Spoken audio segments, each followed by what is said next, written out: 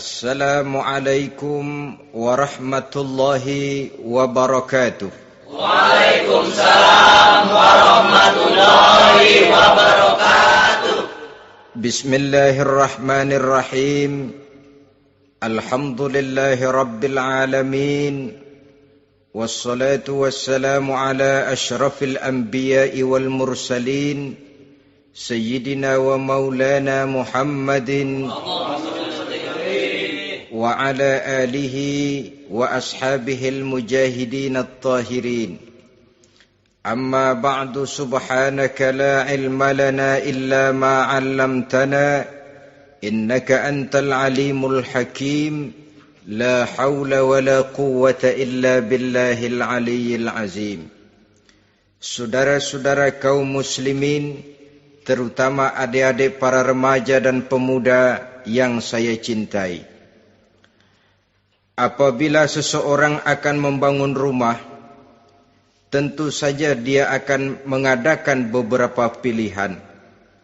Sejak dari memilih lokasi di mana rumah itu akan didirikan, sampai kepada menentukan bahan-bahan kualitas yang akan dipakainya, sampai kemudian kepada wujud dan bentuk rumah yang akan ditinggalinya. Demikianlah bahwa untuk membangun sebuah rumah yang hanya untuk menaungi kehidupan di dunia ini, kita mengadakan berbagai macam pilihan. Apalagi kalau kita akan membangun sebuah rumah tangga yang kita harapkan tidak hanya akan menaungi kehidupan di dunia ini, tidak hanya untuk kepentingan kita saja, tetapi juga untuk kepentingan anak cucu kita di belakang hari, termasuk sampai kepada hari akhirat nanti. Oleh karena itu, pada pertemuan kali ini, saya hanya ingin khusus berbicara kepada adik-adik remaja dan para pemuda, bagaimana sebaiknya memilih jodoh menurut ajaran agama Islam. Dalam Al-Quran, Allah subhanahu wa ta'ala menjelaskan, Zuyyina linnasi hubbus syahawati minan nisa. Bahwa manusia, apapun jenisnya, asal dia bernama manusia, dihiasi dengan perasaan cinta kepada perempuan. Jadi sejak dahulunya secara fitrah, laki-laki senang kepada perempuan, sebagaimana perempuan pun senang kepada laki-laki. Dihiasi rasa cinta ini dalam kehidupan manusia. Dan oleh karena adanya rasa cinta, berkembanglah segala macam persoalan. Sehingga seorang ahli cinta pernah berkata, cinta adalah 5 huruf yang membuat persoalan tidak akan pernah selesai. 5 huruf yang membuat persoalan tidak akan pernah selesai-selesai. Tetapi dalam kehidupan sehari-hari sering kita saksikan bahwa cinta ini bisa mendorong, memberikan motivasi yang baik, dan cinta ini pun bisa juga memberikan dorongan yang tidak baik. Oleh karenanya, apabila cinta itu ibarat setetes embun yang jatuh di bumi yang subur, akan tumbuhlah di atasnya aneka ragam bunga-bungaan yang harum semerbak, indah mewangi, sedap dipandang orang, menebarkan rasa aman, damai, sentosa, dan begitu selanjutnya.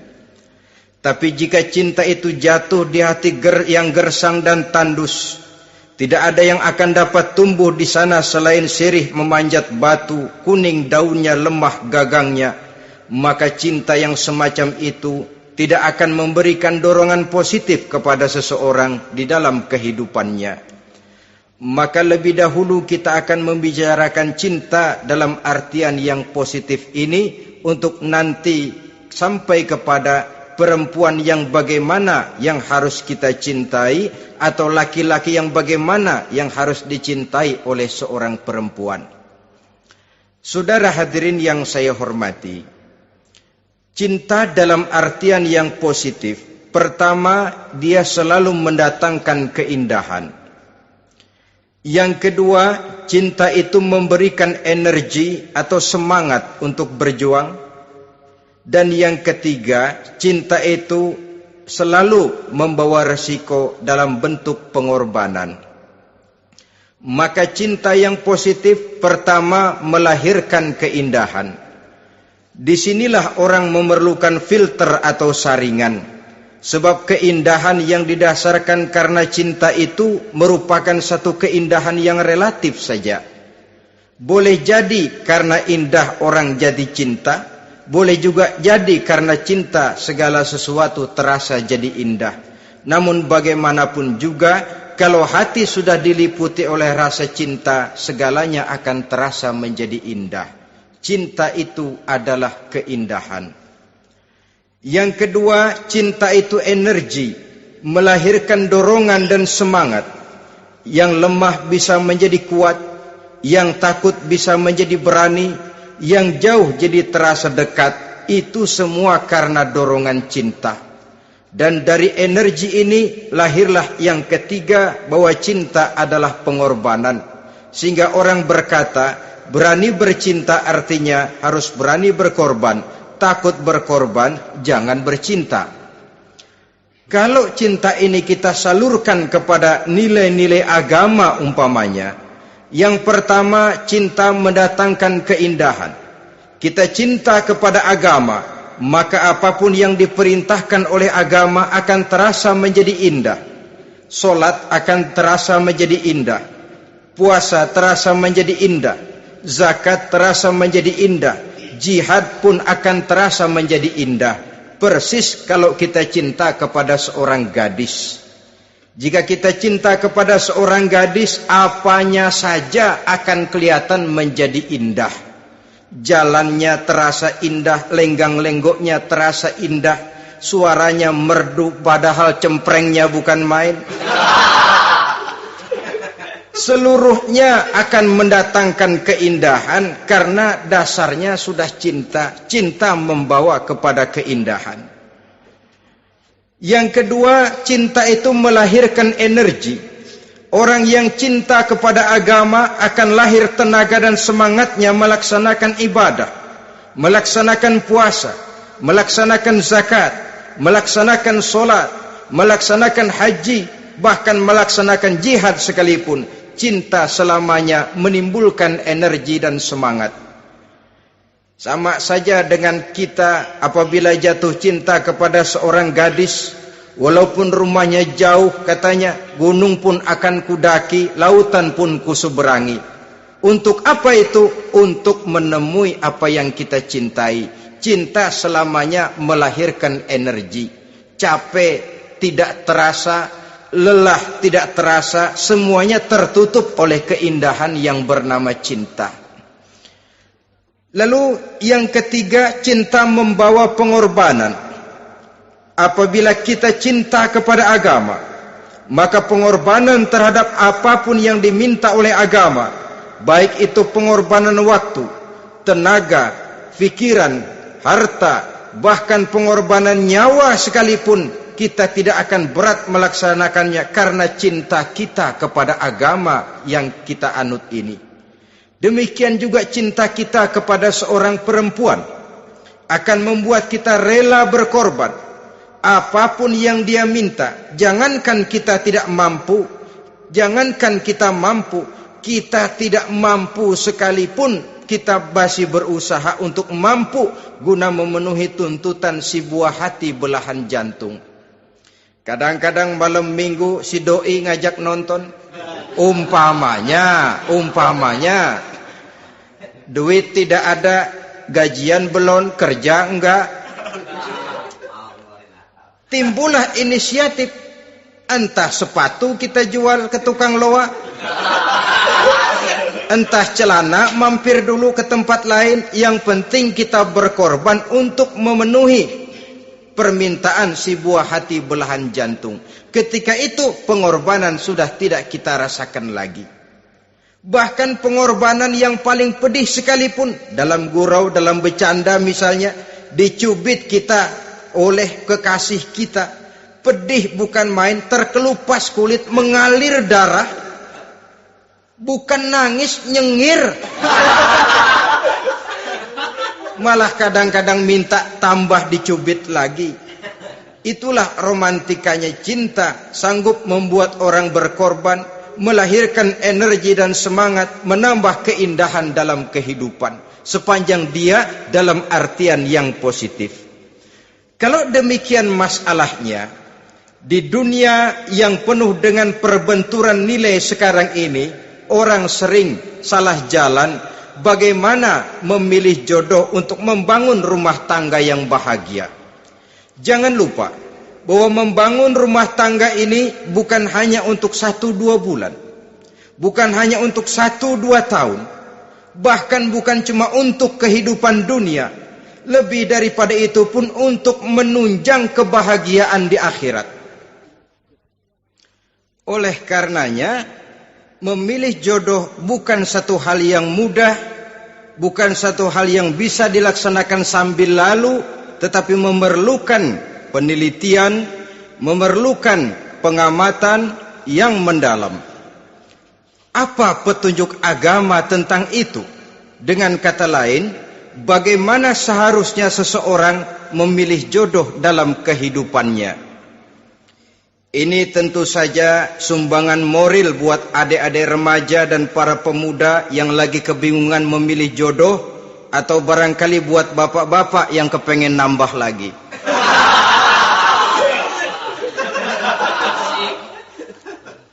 Mohon maaf kepada ibu-ibu, saya tidak menganjurkan, cuma ngajarin.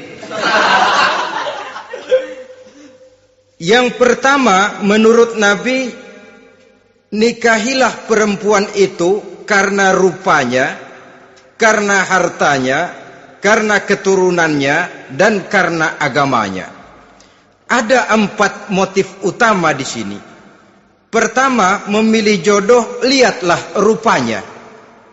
Lagian siapa yang kepengen dapat jodoh rupanya nggak karu-karuan? Cari rupa yang cantik, indah, dan menawan. Namun jangan lupa, saya katakan di zaman di mana sering terjadi benturan nilai seperti sekarang ini, orang sulit untuk mendapatkan keaslian. Di mana teknologi sudah sedemikian canggih, di mana ilmu kedokteran sudah sedemikian maju, maka berbagai macam rupa bisa dibentuk dengan apa yang dinamakan operasi plastik misalnya. Yang pesek bisa dibikin mancung, kuping yang kelebaran bisa dibikin sedang, pipi yang kembung sebelah bisa dibikin rata, janggut yang tidak menarik bisa dibikin lebah bergantung katanya.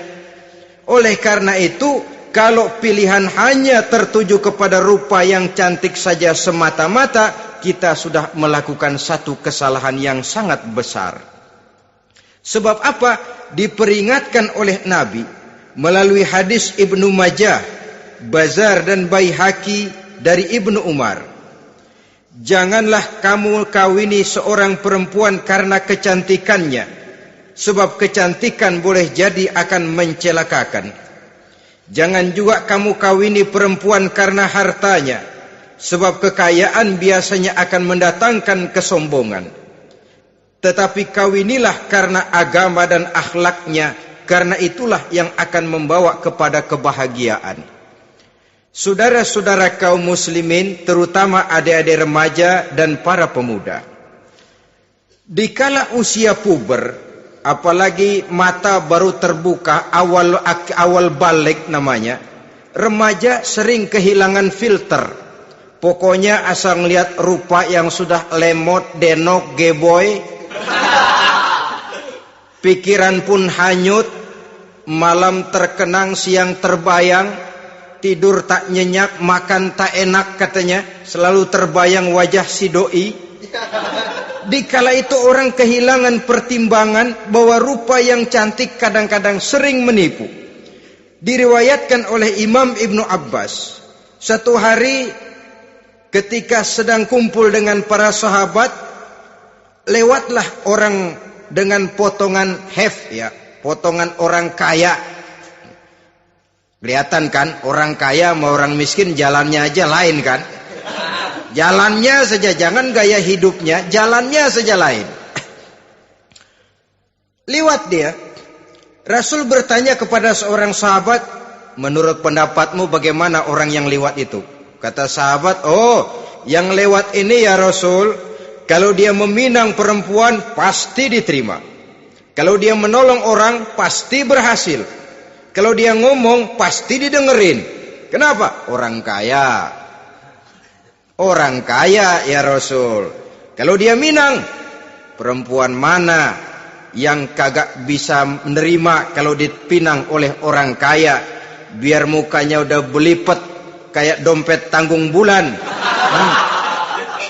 Kalau memang duitnya banyak, nggak kelihatan tuh muka yang belipet, yang kelihatan duit. Kalau dia nolong orang, pasti berhasil apa yang dia tolong itu. Kalau dia ngomong, pasti didengerin orang, walaupun omongannya biasa-biasa saja. Kenapa? Orang lihat penampilannya. Sudah, ketika orang itu lewat, beberapa lama kemudian lewat lagi seseorang yang kelihatannya miskin. Rasul tanya lagi, kalau orang ini bagaimana pendapat kamu? Wah, potongan begini sih Rasul, kalau dia minang orang tolak. Siapa yang mau kawin sama kere begini? Kalau dia nolong orang pasti nggak berhasil. Kalau dia ngomong kagak bakalan ada yang mau dengerin. Siapa yang mau dengerin orang susah ngomong? Setelah orang itu lewat, apa kata Rasul? Orang yang terakhir yang lewat ini, yang barusan lewat, jauh lebih baik dari yang pertama yang lewat tadi. Jauh lebih baik. Maksud dari ucapan ini, Rasul sebenarnya mendidik para sahabat jangan tertipu oleh penampilan.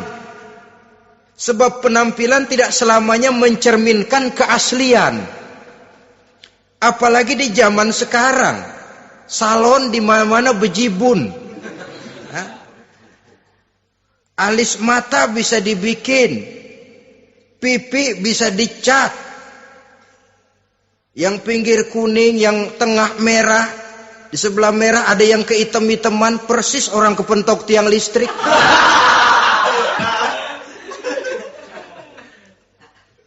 Kecantikan yang artifisial, kecantikan yang bukan alami.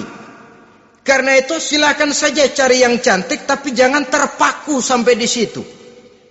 Sebab kecantikan di samping dia mudah berubah oleh pergeseran masa dan pertukaran waktu, ternyata penampilan tidak selamanya mencerminkan keaslian. Lain hari seorang sahabat pernah mengadu, "Ya Rasul, ada apa? Inna imraati la turaddu yadul lamis." Ya Rasul, istri saya tidak pernah menolak tangan orang laki yang menjamahnya, mengajak salaman kepadanya. Apa jawab Rasul? Ceraiin aja. Tapi hati saya berat ya Rasul, saya cinta betul sama dia. Ya kalau hatimu berat, jaga dia baik-baik. Nah, dari riwayat ringkas ini kita ambil satu perbandingan. Memang punya istri berwajah cantik itu kadang-kadang si malakama kalau imannya tidak kuat. Si malakama, kita diemin aja, binal, makan hati, nggak aman, nggak tentram. Jangan-jangan saya berangkat ke kantor, dia ngompreng. Buah si malakama, seperti orang tadi, ya Rasul. Istri saya kelihatannya sebenarnya tidak negatif maksudnya ini, cuma bersalaman, tapi terlalu ngobrol. La turaddu yadul lamis, tidak pernah menolak orang yang ngajak salaman. Ya sekedar salaman. Tapi kan awalnya dari salaman. Kalau sudah salaman kan strum bisa ngederdet dari tangan situ. Kata Rasul sederhana saja. Ya kalau memang begitu ceraiin. Saya nggak kuat Rasul, saya cinta betul sama dia. Kalau kau tak kuat berpisah dengan dia, jagalah dia baik-baik. Ajar, didik, tanamkan rasa keagamaan di dalam hatinya. Saudara-saudara kaum muslimin, jadi rupa yang cantik tanpa didasari oleh nilai-nilai agama akan membuat seorang suami di rumah tangganya seperti si malakama. Seperti berhadapan dengan buah si malakama kalau tidak diiringi dengan nilai-nilai moral yang luhur dan bekal agama yang tangguh. akan pergi jauh dari rumah rasanya tidak aman. Sedangkan di rumah saja siapa yang akan mencari nafkah? Dan begitu selanjutnya. Orang tadi jelas berhadapan dengan buah si malakama. Didiamkan, makan hati. Sebab, maaf, kalau seorang suami sudah tidak punya rasa cemburu terhadap istrinya, itu kan yang disebut dayus. Dan dayus itu, jangankan masuk surga, bau surga saja dia tidak dapat. Tapi cemburu dalam artian bukan cemburu buta, cemburu dalam artian yang wajar. Dia cemburu, akan dikerasi takut kalau istrinya minta cerai, sedangkan dia cintanya sudah kadung medok bener. Si malakama jadinya. Nah, ini juga satu riwayat yang memberikan gambaran kepada kita. Pilihan, silakan cari rupa yang cantik saja. Cari yang cantik. Tapi kalau itu dijadikan motif utama tanpa dasar-dasar agama, saya khawatir nanti rumah tangga kita akan berhadapan dengan buah si malakama. Jadi adik-adik remaja, usaha, ikhtiar, cari yang cantik, yang kira-kira nggak membosenin, supaya kita betah tinggal di rumah, supaya kita merasa ada tempat berbagi rasa, ada tempat kita bernaung. Sebab kalau nyari bini sebini-bininya mah, ya jodoh di tangan Tuhan, kagak usah nyari juga ntar datang diri umpamanya. Iya, kalau yang datang peot. Orang harus berusaha walaupun pada akhirnya jodoh toh memang ditentukan Allah. Kan 3 hal yang kita tidak bisa menentukan itu katanya. Maut, rezeki, jodoh. Itu yang masuk mysterious problem. Problem yang misterius. Maut, misterius. Kapan kita mati, kita sendiri tidak tahu. Tahun depan, 50 tahun lagi, 100 tahun lagi, tidak pernah seorang pun diberitahu. Tapi yang pasti dia bakal datang. Kapan dan di mananya, kita tidak tahu. Bisa di rumah, bisa di masjid, ya alhamdulillah. Bisa di majelis taklim, syukur. Bisa di medan perang membela agama, bagus. Pasti dia akan datang. Maut, mysterious problem. Sesuatu yang kita tidak tahu kapan datangnya. Rezeki, gitu juga. Sehingga orang sering bilang, rezeki katanya kayak bayangan. Kita uber-uber, dia lari. Kita diam, dia mah diam. Setengah mati kita uber-uber. Emang ukuran segitu? Segitu aja. Begitu kita nggak ngapa-ngapain, datang yang bawain rezeki. Namanya rezeki itu mysterious problem. Kadang-kadang ngobek, sungsang, sumbul, udah segala tanah orang kita ukur-ukurin. Udah segala ngomong sudah nggak ada yang loh, tuh sudah buta. Tapi memang bayangan, kalau belum rezeki ya belum.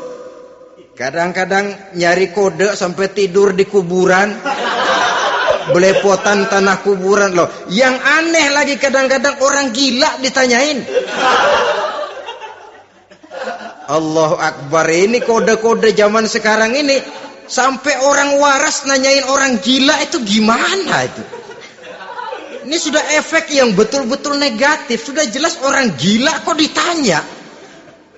Apa kira-kira yang nanya nggak lebih gila dari yang gila itu?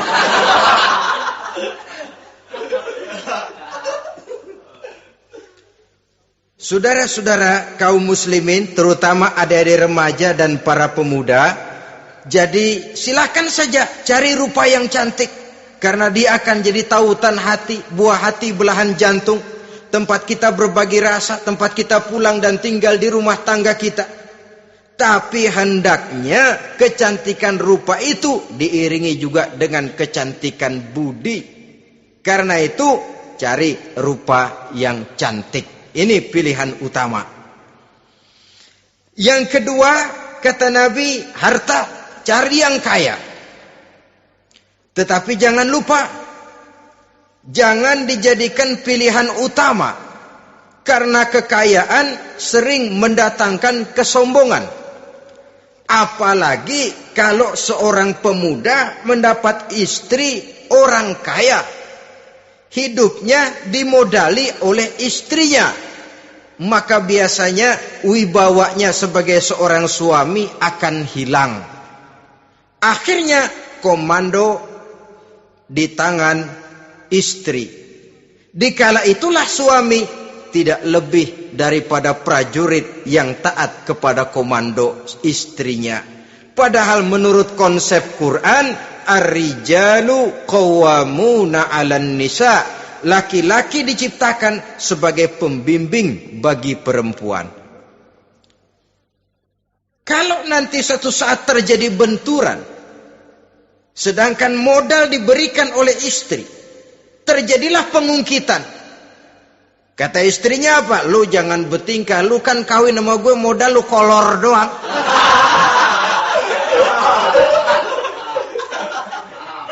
Kalau sekarang bertingkah, silakan keluar rumah. Bawa seperti engkau datang dulu, jangan bawa apa-apa. Pergilah seperti engkau datang dulu kemari. Hilanglah wibawa seorang suami. Suami kalau udah digentak sama istri begitu, ngelempuruk kayak ayam sampar. Di mana lagi letak wibawanya? Harta sering mendatangkan kesombongan. Oleh karena itu, walaupun diperintahkan cari yang keturunan orang kaya, tapi maksudnya jangan dompleng. Sebab kepribadian seorang suami akan ditentukan oleh sifatnya sendiri. Keberadaannya ditentukan oleh karya dan perbuatannya sendiri. Itulah yang akan menampilkan kepribadian dia dalam kehidupan di masyarakat ini. Saudara-saudara kaum muslimin, terutama adik-adik remaja dan para pemuda. Kan kadang-kadang di zaman sekarang kan kelas-kelas gigolo, playboy ya, nyari tante-tante kesepian, mejeng-mejeng di pinggir-pinggir jalan dengan harapan apa? Ya barter lah, tukar tambah, nah, supaya dapat rokok, dibelikan pakaian, motor dan sebagainya. Tapi yang jelas hilang harga diri sebagai laki-laki, dan itu yang paling mahal. Kalau seorang laki-laki sudah kehilangan harga diri, apalagi yang bisa dibanggakan dalam kehidupan ini? Apa artinya naik mobil kalau kepala tertunduk ke bawah? Apa artinya jalan di tengah masyarakat kalau kita tidak bisa menengadah dengan satu kebanggaan? Hilangnya harga diri merupakan kehancuran awal dari sebuah pribadi yang untuk jangka panjang kita tidak akan bisa lagi berbuat banyak. Tanpa harta orang memang sulit untuk bahagia, tapi harta semata-mata bukan merupakan jaminan bahwa orang lantas akan bahagia. Saya barangkali harus berkata, banyak orang miskin yang kaya, tapi tidak sedikit orang kaya yang miskin. Saya ulangi ini, banyak orang miskin yang kaya, tetapi tidak sedikit orang kaya yang miskin. Nah, bagaimana pengertiannya? Orang miskin yang kaya, materinya sederhana, peralatan rumah tangganya sederhana, tapi hatinya kaya. Oleh karena hatinya kaya, jiwanya lapang. Sebaliknya, orang kaya yang miskin, di tengah kelimpahan materi yang berlimpah, segalanya serba ada, hatinya yang miskin.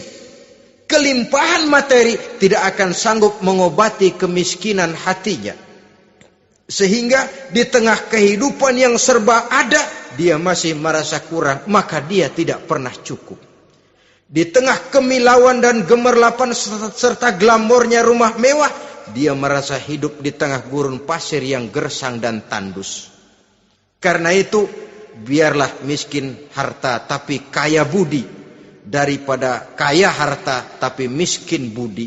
Lebih utama lagi kaya harta, kaya budi. Itu idealnya. Dasar pilihan ketiga sesudah rupa dan harta menurut Nabi, keluarga. Faktor keturunan sangat menentukan. Pepatah mengatakan buah apel akan jatuh tidak terlalu jauh dari pohonnya. Biasanya kalau bapak kalong, anak kampret.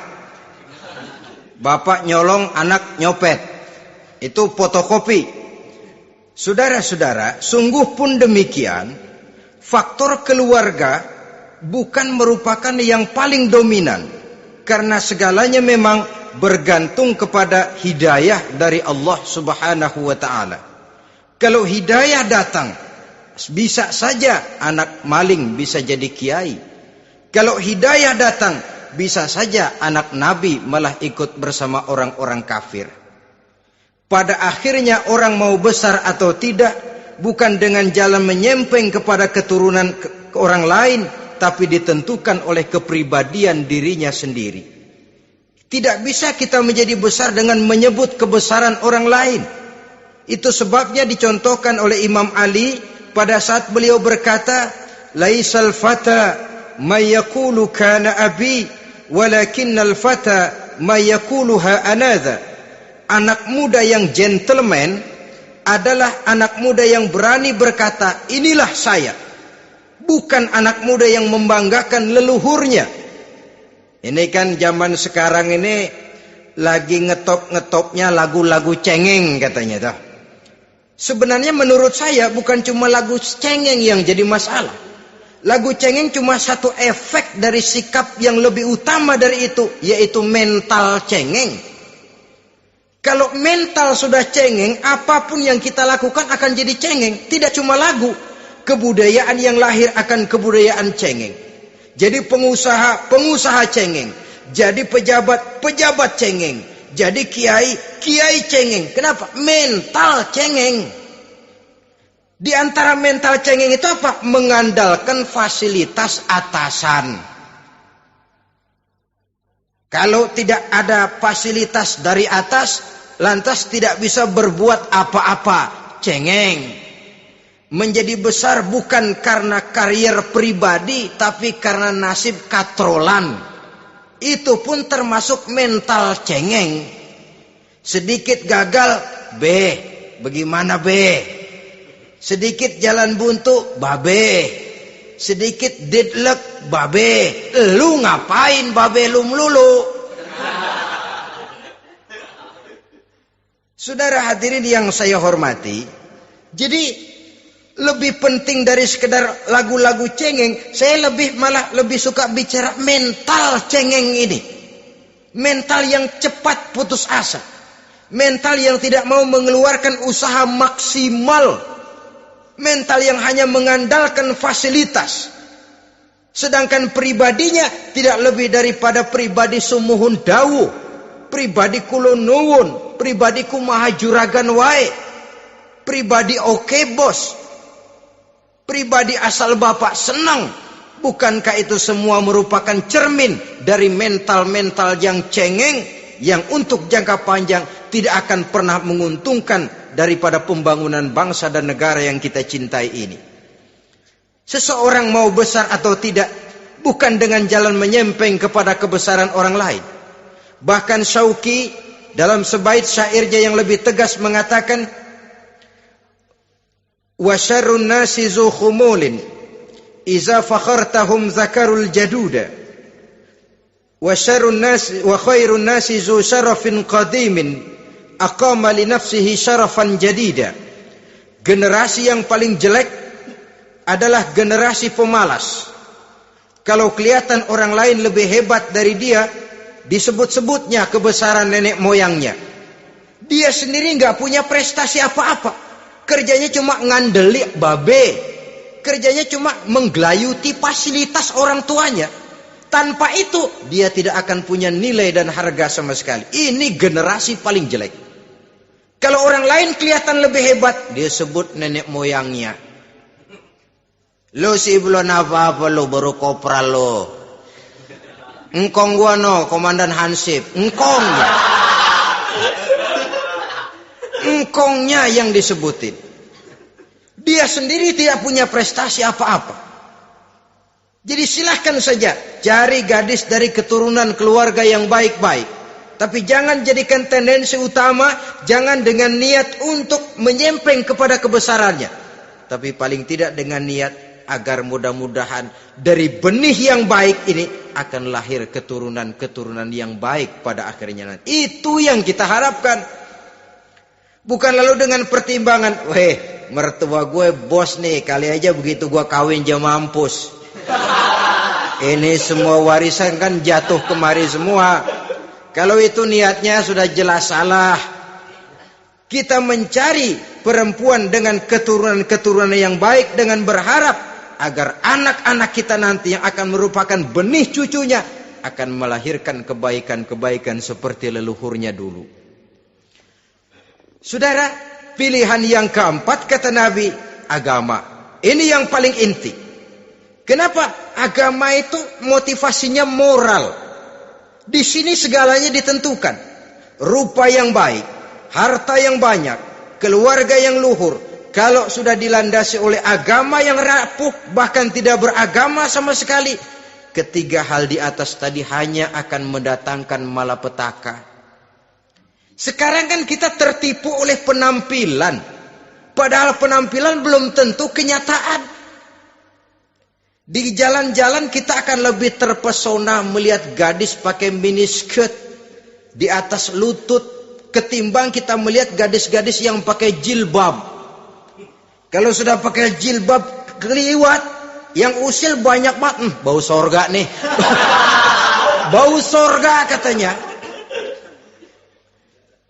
Tapi kalau sudah yang pakai miniskirt itu yang lewat, itu dari ujung ke ujung mata kagak mau kedip. Laler nemplok di mata kagak dirasain. Kita terpesona oleh penampilan zahir, padahal penampilan belum tentu memantulkan hal yang sebenarnya. Tapi memang itulah watak manusia. Watak manusia, saya katakan manusia tanpa kecuali. Tetapi bergantung kepada pemikiran jangka pendek atau jangka panjang. Kalau jangka panjang yang kita pikirkan, ya tentu kita tidak akan mudah terpesona oleh hal yang zahir. Sampai-sampai Quran sendiri mengatakan budak yang hitam legam tapi beriman itu lebih baik daripada orang-orang musyrik walaupun cantik, denok, lemot, geboy. Ada lagi nggak bahasa yang lebih dari itu? Cantik, denok, lemot, geboy, bahenol, nerkom. Tapi kafir masih lebih baik budak yang hitam legam sekalipun. Kalau dia beriman. Kenapa? Rumah tangga untuk jangka panjang. So itu Islam tidak membolehkan kawin campuran dengan lain agama. Walaupun ada ayat yang mengatakan boleh kawin dengan ahlul kitab. Tapi sebagian mufassir menjelaskan bolehnya kawin dengan ahlul kitab itu dalam kondisi darurat. Dalam kondisi normal tidak bisa. Kenapa? Kalau sudah berlainan agama, akan terjadi kerancuan rumah tangga untuk jangka panjang. Bagaimana membina dalam keharmonisan di rumah tangga? Bagaimana nasib anak-anak nanti? Kadang-kadang ada keluarga, kami sih keluarga modern. Anak-anak kami berikan kebebasan untuk milih agama apa saja. Bapaknya Islam, istrinya Kristen, anaknya ada yang Hindu, Buddha. Bagus nih, keluarga pecel namanya. Bagaimana keluarga modern bisa seperti itu? Padahal seorang suami bertanggung jawab di hadapan Allah. Dia akan ditanya tentang istrinya. Dia akan dimintakan pertanggungan jawab tentang anak-anaknya. Kalau istri kita berlainan agama, mungkin terjadi pengkaplingan. Pokoknya kalau anak perempuan ikut ibu, anak laki ikut bapak. Administrasi dunia bisa begitu. Tapi akhirat, pertanggungan jawab di hadapan Allah. Bisakah kita? Sorry aja Tuhan emang janjinya begini.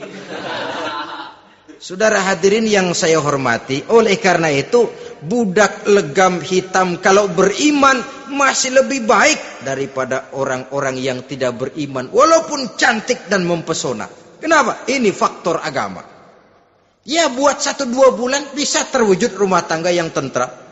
2-3 tahun mungkin masih bisa bertahan, tapi sampai kapan? Sampai kapan itu akan terwujud? Pada akhirnya akan muncullah dilema yang akan sulit buat diatasi. Oleh karenanya motif agama dijadikan stres oleh Nabi. Fasfar bizatiddin taribat yadak. Pilih agama sebagai titik sentral, sebagai pilihan utama. Kalau agamanya kuat, walaupun rupanya sederhana, tapi karena nilai agamanya kuat, dia bisa menyenangkan hati suaminya. Dia bersolek untuk kepentingan suaminya. Dia taat kepada suaminya. Harta, dia anak orang kaya untuk membantu perjuangan suaminya. Tapi kalau tidak ada modal agama, rupa yang cantik bisa menyengsarakan suami. Apalagi kalau suami kere. Istrinya sudah cantik, kaya ataupun tidak kaya kadang-kadang. Udah, suaminya suruh ngempuk di rumah, bininya yang kerja. Ya kalau kerja mendingan kalau dikerjain itu.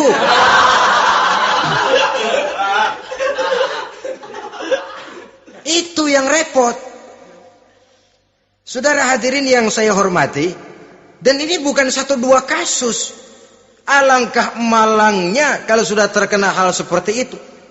Akhirnya seperti pengaduan sahabat kepada Rasul tadi. Mau diceraiin, cinta saya udah medok benar Rasul. Enggak diceraiin, hati saya ngebet, pegel. Si malakama akhirnya. Jadi oleh karenanya agama. Kalau dia cantik, walaupun miskin, agamanya kuat, dia bisa memelihara kehormatan diri. Dia kaya, agamanya kuat, hartanya disalurkan di jalan Allah. Karena itu, agama jadikan pilihan utama. Dan ukuran agama itu bukan cuma jilbab loh. Ya kadang-kadang ada juga yang jilbabnya nggak pernah lepas, tapi kadang-kadang akhlaknya lebih binal dari yang kribo. Ada cuma sekedar kamuflase saja, itu pun penampilan, sekedar penampilan saja. Cuma dari segi aurat ya memang lebih baik dan lebih utama, dan saya kira lebih mengundang penasaran toh. Duren kalau udah dibuka kan kelihatan isinya, emang udah begitu, udah. Tapi kalau masih rapat, itu yang rasanya kita pengen buka. Timbul tantangan, gue pengen tahu isinya. Rasanya juga begitu. Sama saja dengan baju, kalau dibungkus rapat di plastik, ditaruh di etalase, adanya di toko serba ada, tahu kita barang mahal nih. Biar punya duit, kita mau nawar ragu-ragu, takut nggak cukup. Tapi kalau barang sudah dibuka di jalanan, diobral di pinggir jalan, murahan, 1.003 masih dicampur odol. Yang begitu sih biar nggak punya duit, kita berani banget tanya, nawar, megang lagi nyemek. Berat duit nih bang. Kenapa? Barang sudah terbuka. Jadi saudara-saudara, syukur kalau keempat-empatnya ini jodoh terkumpul dalam jodoh yang saudara cari. Sudah rupanya cantik, kaya, keturunan orang baik-baik, agamanya kuat. Nah, surga dunia tuh. Yang begitu cari. Kalau ada yang begitu, saya juga mau nambahin satu lagi.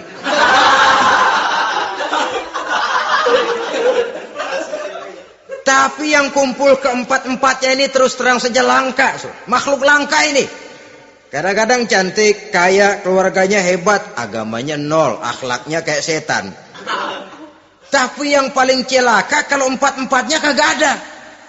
Rupanya jelek, melarat, bapaknya biang maling, kagak beragama lagi. Apanya yang mau dipilih? Mampus saja mendingan. Sudah nggak ada pilihan sama sekali tuh. Sudah nggak ada pilihan sama sekali. Saudara hadirin yang saya hormati, terutama adik-adik remaja. Nah, lalu apa motivasi agama dalam pembinaan ini apa? Agama ini kan memberikan contoh bahwa perempuan yang baik itu, yang kita ingin jadikan dia sebagai ideal dalam pencarian jodoh, tandanya 3. Iza ra'aitaha saratka, kata Nabi. Kalau dipandang, dia bisa menggembirakan kamu. Kan ini yang penting buat seorang suami. Kalau saudara nanti jadi suami, punya istri yang jadi partner setia mendampingi suaminya. Kalau dilihat nggak membosenin, Kenapa? Dia berdandan untuk nyenangin hati suaminya. Enggak bosenin. Kan kadang-kadang ada bini kalau kita pulang demek aja fotonya.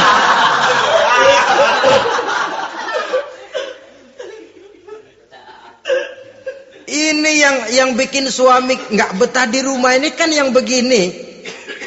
Adapun perempuan yang beragama, apabila dipandang oleh suaminya, dia pandai menyenangkan hati suaminya. Andai kata suaminya dalam kesulitan, dia tidak menambah beban kesulitan.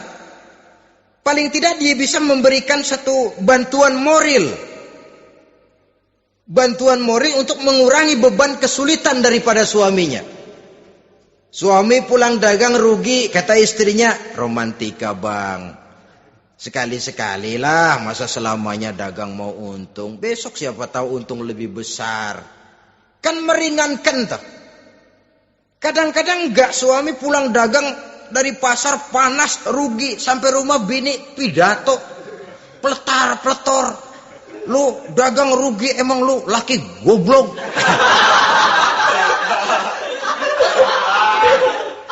Sudahlah di pasar rugi, di rumah digoblok-goblokin. Ini nanti kena penyakit broken home yang begini ini. Padahal kesuksesan di kantor, kesuksesan di pasar, kesuksesan di medan tugas selalu dimulai dari kesuksesan dan ketenangan dari rumah tangga. Dia berhias untuk kepentingan suaminya, tidak terlalu berlebihan. Dan suaminya pun pandai menghargai istrinya dengan kata-kata yang menimbulkan gairah dan semangat. Melihat istrinya bersorak, kamu makin cantik saja. Jangan juga kadang-kadang suami ketus. Ngelihat pulang kantor, lihat suaminya, istrinya dandan rapi. Tumben lu mau bekasin apa? Mau bekasin katanya. Artinya apa ini? Pandai mengembirakan, bisa tenggang rasa, bisa berbagi rasa. Sehingga suami merasa ada tempat dia bertukar pikiran, ada tempat dia membicarakan persoalan. Dialog dalam kehidupan berumah tangga itu sangat diperlukan. Iza ra'aitaha sarratka, kalau dipandang dia sanggup mengembirakan kamu. Dikasih uang 500 senyum, 5.000 pun ketawa. Menggembirakan. Dia bisa taruh kata hatinya kesel, tapi mulutnya senyum. Nah ini yang sulit ini. Senyum tapi kesel, kesel tapi senyum. Kadang-kadang istri itu kan kalau sudah kesel, suami pulang nggak bisa dia menyembunyikan kekesalannya. Dari jauh suami sudah lihat ini yang nyambut, ini bemo ini. Udah monyong, serem. Saudara hadirin yang saya hormati, yang kedua, bila diperintah dia taat. Ini pengaruh agama. Sehingga Nabi mengatakan, "Lau amartu li ahadin ayyasjuda ila ghairiha, la amartul mar'ata litasjuda ila zawjiha likibari haqqihi 'alaiha." Andai kata saja boleh aku memerintahkan manusia untuk sujud kepada sesama manusia, pastilah aku perintahkan perempuan untuk sujud kepada suaminya. Kenapa? Karena besar hak suaminya kepada dirinya. Untung sujud kepada manusia tidak boleh. Andai kata boleh, perempuan disuruh sujud sama suaminya. Ini tidak perlu sampai sujud, cium tangan saja minta ridho suami. Kadang-kadang perempuan sekarang berat. Paling banter setahun sekali lebaran doang. Laki pulang sembahyang tubruk, cium tangan, minta redo, nangis segala macam. 3 hari habis lebaran beras habis, monyong aja lagi.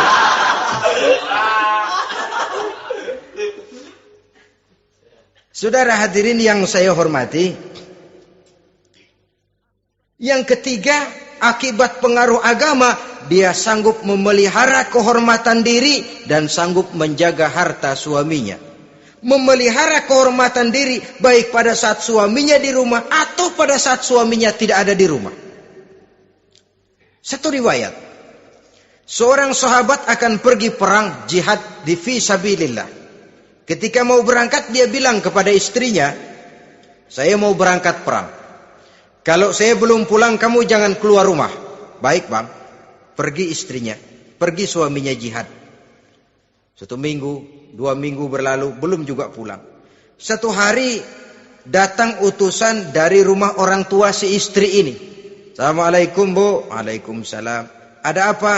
Ada berita kurang enak bu. Orang tua ibu sakit parah. Mohon tolong ditengokin. Apa kata si istri? Maaf saja, suami saya belum pulang dari medan perang. Saya belum dapat izin keluar rumah kalau dia belum pulang. Tolong sampaikan maaf saya kepada orang tuanya. Pulanglah utusan tadi. Besok balik lagi. Bu, ada apa? Udah Senin Kemis. Napasnya sudah sampai tenggorokan. Tolong tengokin buat terakhir kalinya bu. Suami saya belum pulang. Dia pesan kalau dia belum pulang saya jangan keluar rumah. Saya nggak bisa tengokin orang tua saya. Salam maaf saja. Pulang utusan itu. Besok balik lagi. Bagaimana? Sudah meninggal bu. Mau dikubur. Tengokinlah buat terakhir kalinya. Suami saya belum pulang. Saya belum berani keluar rumah kalau suami saya belum pulang. Itu janji saya sama suami saya. Pulanglah utusan ini ngadu kepada Rasulullah sallallahu alaihi wasallam. Ya Rasul, ini perempuan kelewatan benar. Dari orang tuanya sakit sampai sekarat, sampai mati, sampai dikuburin dia nggak nengokin. Memangnya kenapa? Suaminya katanya pergi jihad dan suaminya tidak mengizinkan dia keluar rumah kalau si suami belum pulang. Apa jawab Rasul? Marahkah beliau? Tidak, beliau senyum. Apa katanya? Dosa orang tua yang meninggal ini telah diampuni oleh Allah karena dia punya anak perempuan yang begitu taat kepada suaminya. Allahu Akbar. Dosa orang tua yang sudah meninggal itu diampuni oleh Allah karena dia punya anak perempuan yang begitu taat kepada suaminya. Ketaatannya kepada suaminya menyebabkan dosa orang tuanya diampuni oleh Allah Subhanahu wa taala. Suami pergi jihad, orang tua sakit keras, tidak berani dia keluar rumah. Itu tandanya bisa menjaga kehormatan diri. Kalaupun satu saat suaminya manggil, bu tolong ambilin uang di dompet. Dompetnya dibawa, bang ambil saja sendirilah, nanti salah ambil lagi saya. Kadang-kadang enggak, suaminya pergi mandi, dompet berantakan. Saudara hadirin yang saya hormati, ini motivasi agama. Jadi kecantikan zahir yang diimbangi dengan kecantikan batin oleh karena pengaruh agama tadi. Kalau sudah kemari, orang tidak perlu mikir-mikir operasi plastik, bikin yang pesek jadi mancung supaya orang tertarik, bikin belakang yang kurus jadi menarik. Tidak. Orang tidak perlu lagi pakai susuk-susukan, dipasang di bibir supaya kalau senyum orang gempor, supaya kalau ngomong orang percaya, dipakai di kuping supaya macam-macam. Tidak perlu lagi pakai jompa-jampe, pelet-peletan supaya kalau diludahin orang ngikut. Enggak perlu lagi. Kenapa? Cinta itu nature, sesuatu yang alamiah, yang tidak bisa dipaksakan. Dia kudrati, karunia dari Allah. Tidak bisa cinta dipaksakan. Kalaupun bisa, dengan ilmu pelet, oh saudara bisa membuat orang jatuh cinta, ya 2-3 hari, 4-50 hari. Kesananya apa yang akan terjadi? Kelanggengan tidak akan pernah terwujudkan. Kenapa? Keterpaksaan yang akan timbul. Dalam kondisi semacam itu, rumah tangga tidak akan mengalami ketenangan dan ketentraman. Jadi biarkan cinta berjalan secara alamiah, karena dia memang alamiah. Saudara-saudara, nah sekarang kalau sudah ketemu nih, yang 4 tadi, rupa cantik, keturunan boleh, kaya lumayan, agama kuat. Apa yang harus kita cari? Apa yang harus kita lakukan? Apa pakai pepatah anak sekarang? Aku lihat, aku pikat, aku dapat, aku sikat, aku minggat. Bangsat.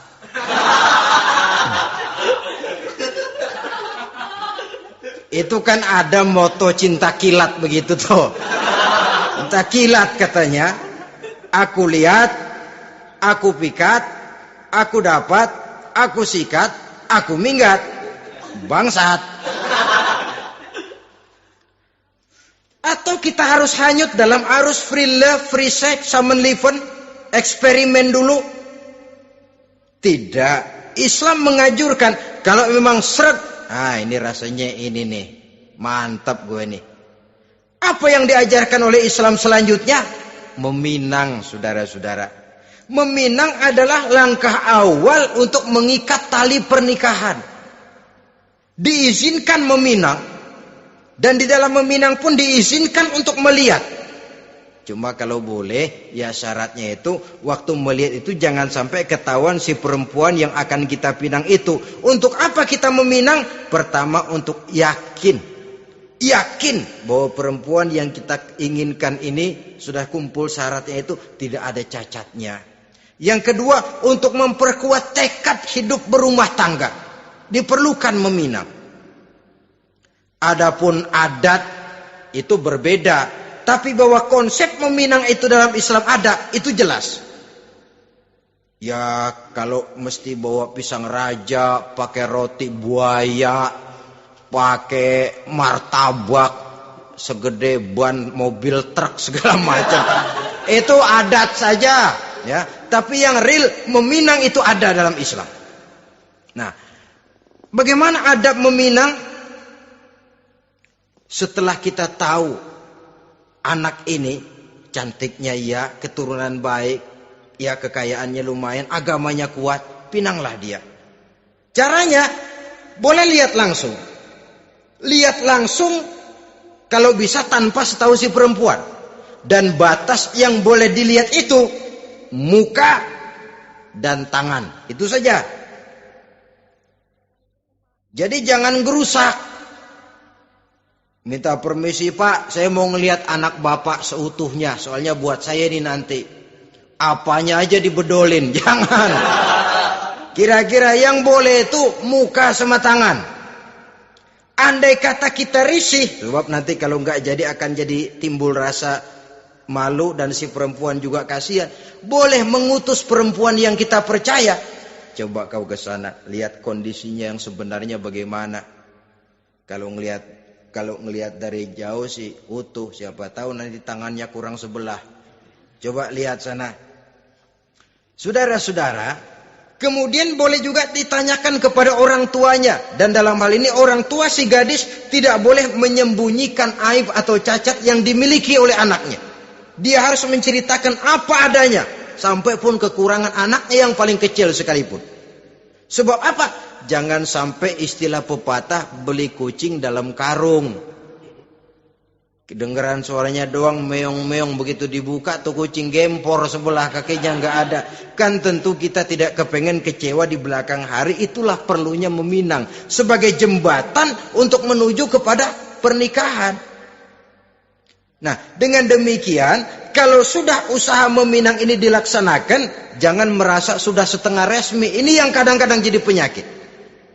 Malah sesudah meminang harus masing-masing lebih menjaga diri, menjaga kehormatan, menjaga pergaulan. Kenapa? Agar saat memasuki jenjang pernikahan nanti merupakan jenjang yang sangat ditunggu-tunggu. Ada rasa keinginan tahu. Kalau tidak, ya udah biasa, nggak giroh lagi ngadepin perkawinan. Kenapa? Kemarin-kemarin gue udah cobain. Hilang gairah lagi.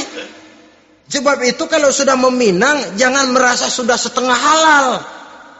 Udah minang ini Kadang-kadang orang tua juga konyol. Sudah dipinang, diumbar. Lu bawa kemana kayaknya lu udah pinang.